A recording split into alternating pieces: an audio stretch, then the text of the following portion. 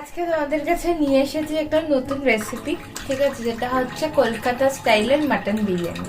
ঠিক আছে, তো মাটন বিরিয়ানি বানানোর জন্য আমার সবার প্রথমে লাগবে হচ্ছে মাটন। ঠিক আছে, এখান থেকে মাটনের কোয়ান্টিটি ছিল 1 কেজি, সেখান থেকে আমি মানে যেহেতু আমি দুটো আইটেম বানাবো, তো সেই কারণে সেখান থেকে আমি 8 পিস মতন মাটন নিয়ে নিয়েছি। দেখো সাইজগুলো বড় বড় সাইজের। ঠিক আছে, নিয়ে নিয়েছি 8 পিস, যেটা দিয়ে আমি মাটন বিরিয়ানি বানাবো। ঠিক আছে, এখানে চাল ভেজানো আছে। ঠিক আছে, বাসমতি রাইস দেখো ধুয়ে জাস্ট ভিজিয়ে রেখেছি, এটা একটু ভিজবে। ঠিক আছে, ইন্ডিয়া গেটের রাইস। এখানে ডিম সেদ্ধ করা হয়ে গেছে, 4টে ডিম সেদ্ধ করে নিয়েছি। আর এখানে আছে হচ্ছে আলু সেদ্ধ করা। আলু ছাড়া বিরিয়ানি ইনকমপ্লিট। তো সবার প্রথমে আমি যেটা করবো সেটা হচ্ছে মাটনটাকে ম্যারিনেট করব। ঠিক আছে, মাটনটা যত ভালো ম্যারিনেট হবে রান্নাতে, তত রান্নাটা কিন্তু মাটনটা তত তাড়াতাড়ি সেদ্ধ হবে।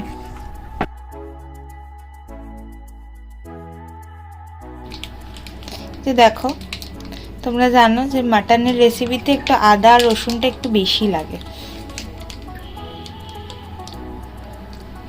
মোটামুটি ওই 2.5 চামচ মতন দিলাম আদা রসুনের পেস্ট, বাকিটা রান্নাতে। তো এখানে আমি রেডিমেড আদা রসুনের পেস্ট দিয়েছি, তোমরা চাইলে কিন্তু এখানে মানে কি বলবো আদা রসুন আলাদা আলাদা করেও কিন্তু তোমরা পেস্ট দিতে পারো।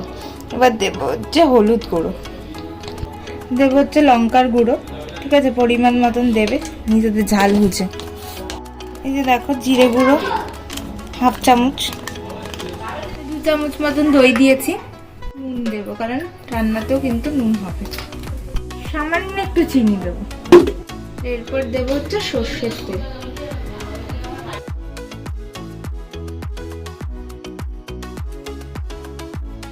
1 ঘন্টা মতন রেখে দিতে পারো, কেউ চাইলে ওভারনাইটও রাখতে পারো। ঠিক আছে, আমার হাতে সময় কম, তাই আমি হার্ডলি 15 থেকে 20 মিনিট রাখবো। আচ্ছা, এবার আমি করব হচ্ছে পেঁয়াজগুলোকে বেরেস্তার মতন করে ভাজবো। দেখো রাফলি কেটে নিয়েছি, এখানে একটা বড় সাইজের পেঁয়াজ নিয়েছি যেটাকে আমি রাফলি কেটে নিয়েছি। ঠিক আছে, এবার কড়াই আমি সাদা তেল দেবো।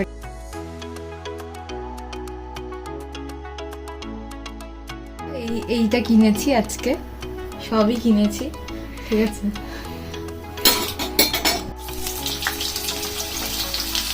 দেখো পেঁয়াজগুলোকে দিয়ে দিলাম। লো টু মিডিয়াম ফ্লেমে ভাজবো। ঠিক আছে, হাই ফ্লেমে না, লো টু মিডিয়াম ফ্লেমে ভাজবো। দেখো এখানে দুটো মিডিয়াম সাইজের পেঁয়াজ কেটে নিয়েছি, আর এটাকে আমি পেস্ট করব। পেস্টটা ভাজা কিন্তু অলমোস্ট ডান। এবার আমি সেদ্ধ করা আলুগুলো থাকবে।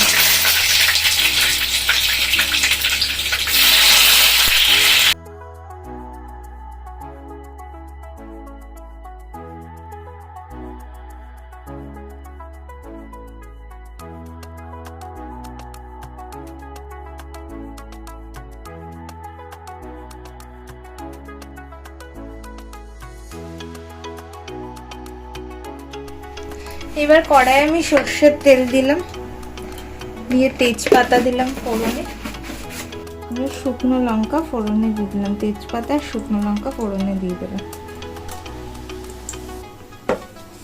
ফোড়নটা একটু ভাজা ভাজা করে নিই। এবার আমি পেঁয়াজ বাটাটা দিয়ে দেবো।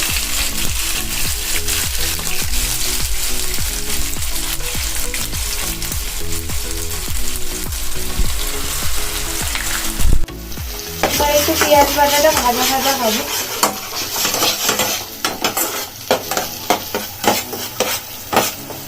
সামান্য একটুখানি নুন দিয়ে দেবো।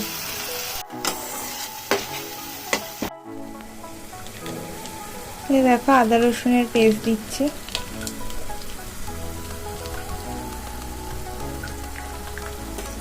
খুব সামান্যই দিলাম, কারণ ম্যারিনেশনেও কিন্তু আদা রসুনের পেস্ট দেওয়া আছে।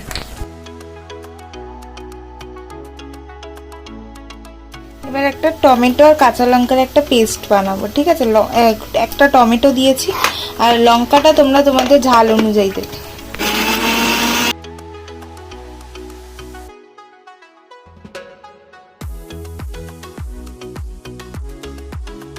ওই জয়িত্রী দিয়েছি, বড় এলাচ দিয়েছি, তেজপাতা দিয়েছি আর গোটা গরম মশলা দিয়েছি। ঠিক আছে, এবার একটু নুন দেবো।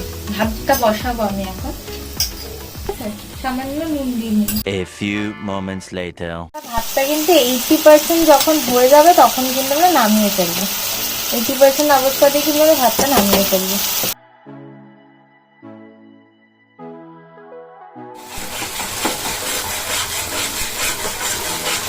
আর ওইদিকে দেখো ভাতটা কিন্তু 80% হয়ে এসছে। এবার আমি এটাকে দেখতে পাচ্ছি মশলাটা থেকে কিন্তু তেল ছেড়েছে। ঠিক আছে, এবার আমি এই ম্যারিনেট করা মাটনটা দিয়ে দিচ্ছি।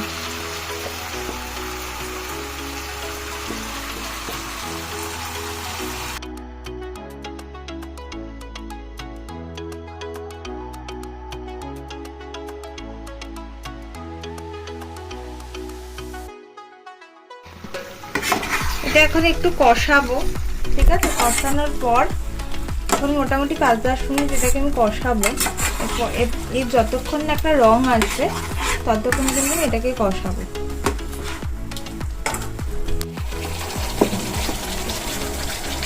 আচ্ছা, এবার আমি একটুখানি কাশ্মীরি লঙ্কার গুঁড়ো দেবো।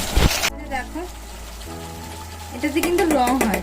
ঠিক আছে, কাশ্মীরি লঙ্কার গুঁড়ো, এটাতে কিন্তু রং হয়, এটাতে কিন্তু বেশি ঝাল হয় না।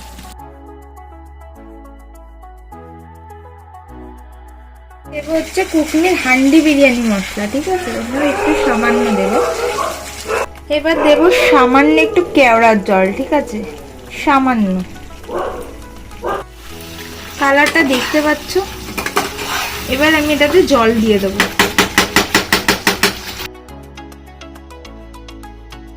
দেখো আমি একটু তাড়াহুড়োর জন্য প্রেসারে একটুখানি সিটি মেরে নিয়েছি, 3টে সিটি মেরে নিয়েছি। ঠিক আছে, এরপরে বিরিয়ানির যে আসল পাটটা, ঝোলটা দেখতে পাচ্ছ, বিরিয়ানির যে আসল পাটটা এবার আমি সেটা করব, লেয়ার করব, লেয়ারিং যেটা হয় সেটা করব। এই হাঁড়িটাতে আমি করব।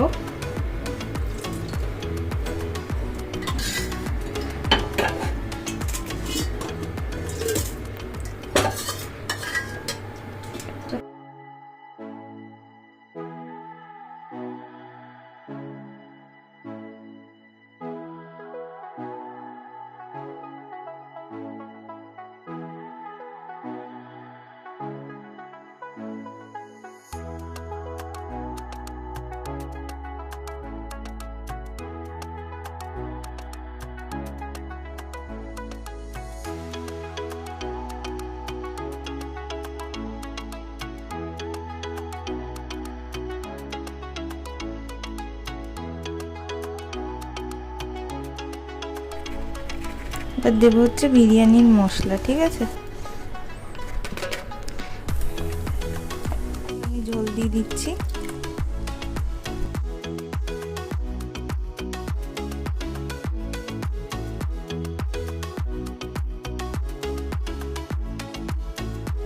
তোমাদেরকে এইভাবে কিন্তু তোমরা লেয়ারটা করবে। ঠিক আছে, বিরিয়ানি লেয়ারটা করবে, তারপর তোমাদেরকে দেখাচ্ছি আমি।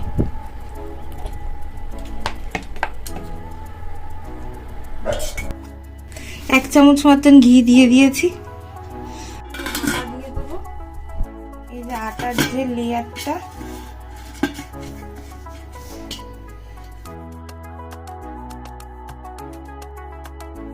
এটা মোটামুটি 15 থেকে 20 মিনিট দমে রান্না হবে। ঠিক আছে, 20 minutes later. বিরিয়ানি কিন্তু রেডি।